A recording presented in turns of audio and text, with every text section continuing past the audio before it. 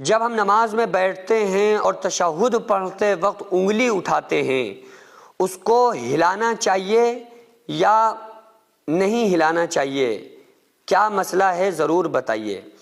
دیکھیے، بہت لوگ اس مسئلے میں کنفیوز رہتے ہیں اور غلطی کرتے ہیں کہ جب وہ نماز پڑھتے ہیں اور نماز میں اگر 4 رکعت کی نیت باندھے ہوتے ہیں تو 2 رکعت کے بعد بیٹھا جاتا ہے، پھر اس کے بعد چوتھی رکعت میں بیٹھا جاتا ہے جس میں سلام پھیرنا ہوتا ہے، اور اگر 2 رکعت پڑھ رہے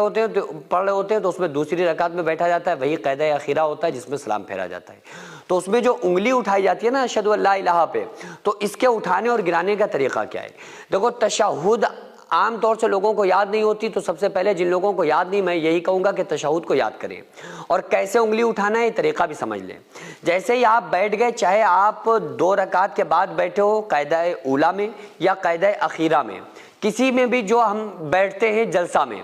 تو اس کے بعد بیٹھنے کے بعد تشہد پڑھنا ہے، التحیات للہ والصلوات والطیبات، السلام علیک ایھا النبی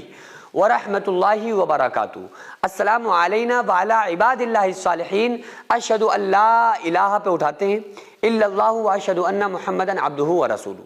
لیکن بعض لوگ انگلی اٹھاتے ہیں پھر سیدھا ہاتھ کر لیتے ہیں، بعض لوگ انگلی اٹھاتے ہیں، اٹھانے کے بعد یوں کر لیتے ہیں اور حلقہ بنا رہتا ہے، بعض لوگ انگلی اٹھاتے ہیں اور اس طرح سے ان کی انگلی حرکت کرتی رہتی ہے۔ تو یہ تینوں کنڈیشن میں صحیح طریقہ کون سا ہے؟ امام اعظم ابو حنیفہ کے یہاں ہے کہ جیسے ہی آپ تشہد کے لیے بیٹھے تو آپ حلقہ بنا لیں اور بیچ والی انگلی سے اور انگوٹھے سے حلقہ بنائیں، اور یہ چھوٹی انگلی جو ہوتی ہے چھنگلی جس کو بولتے ہیں، چھوٹی انگلی اور اس کے برابر والی انگلی کو اندر کر لیں اس طرح سے، اور یہ حلقہ بنا لیں اور ہاتھ پہ یوں کر کے رکھ لیں، اور اس کے بعد اشہد ان لا الہ پہ انگلی اٹھائیں، الا اللہ پہ گرا دیں، اور اسی طرح سے اپنی حالت پہ اخیر تک رہنے دیں جب تک سلام نہ پھیر دیں، اور اس کو پھر ہاتھ کو سیدھا کرنے کی ضرورت نہیں ہے۔ یہ حنفیوں کا ایک مسنون بہتر طریقہ ہے، اور جو شوافے ہیں ان میں بھی الگ الگ طریقے، لیکن حدیث میں جو آتا ہے وہ 3 طریقے ہیں، تینوں میں سے کوئی کسی پر عمل کر لے تو بہتر ہے۔ حنفیوں کو چاہیے کہ جب ہمارے پاس دلیل ہے اور امام اعظم کے مقلد ہیں تو امام اعظم کے طریقوں کو فالو کریں، امام اعظم ابو حنیفہ کے مسئلے پر عمل کریں۔ دوسرا طریقہ کیا ہے کہ آپ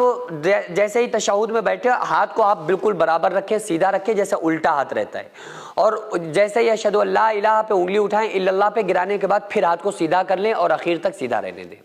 تیسرا طریقہ یہ ہے کہ آپ جو حرکت کی جاتی ہے تو آپ ابو داؤد کے اندر حدیث موجود ہے، ترمذی کے اندر حدیث موجود ہے، آپ حرکت بھی دے سکتے ہیں،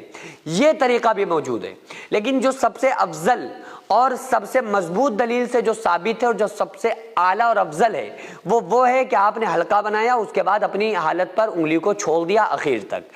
تو اس طریقے پر بھی آپ عمل کر سکتے ہیں، اور مسلمانوں کے اندر، عورتوں کے اندر، مردوں کے اندر جو نمازی ہیں، نماز پڑھتے ہیں، ان کو چاہیے کہ یہ مسائل ضرور سیکھیں،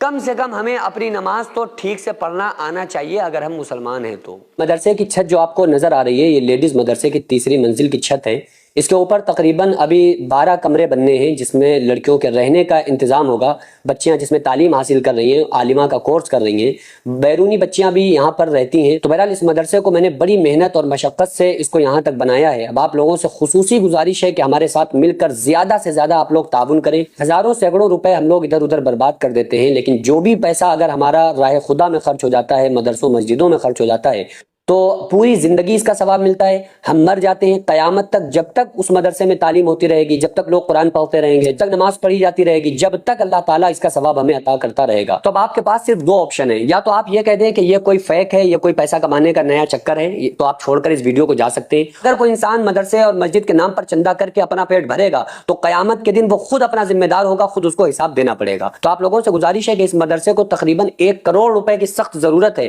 آپ لوگ زیادہ سے زیادہ تعاون کریں، آپ کے تعاون کی برکت سے ہم بہت کچھ کر سکتے ہیں، بہت بڑا کام ہو سکتا ہے۔ آپ لوگ اگنور نہ کریں بلکہ زیادہ سے زیادہ تعاون کریں۔ السلام